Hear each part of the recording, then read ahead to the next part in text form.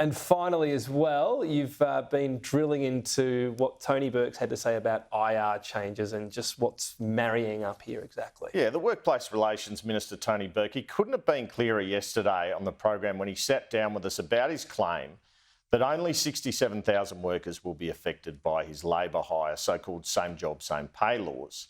He said service contractors would not be captured by this and were exempt.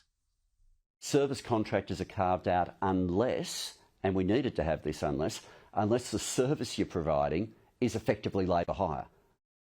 If there's no application made, there's no obligation. So through consultation, there was an earlier proposal where businesses would come forward to basically prove that they're out, and it was put to it by business. That'd be a huge compliance burden, and it's now the Commission only deals with it if there's an application. Businesses know if they're specialist service contractors. But doesn't this mean it could be broader than the 67,000? Because there could be more applications than you're expecting. There could be more applications. They want to get over the line. People would be wasting their time.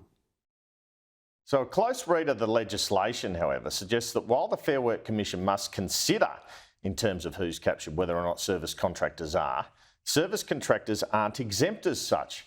This is what the explanatory memorandum for the bill says. It says, the Fair Work Commission would be required to consider a range of factors, including existing pay arrangements, whether the performance of the work is the provision of services rather than the supply of labour, and the history of industrial arrangements. And so that's not really exempting service contractors. And that's why BHP is claiming this legislation could cost them more than $1 billion. Because all the suggestion is their cleaners and other staff on the sites will be caught up in this.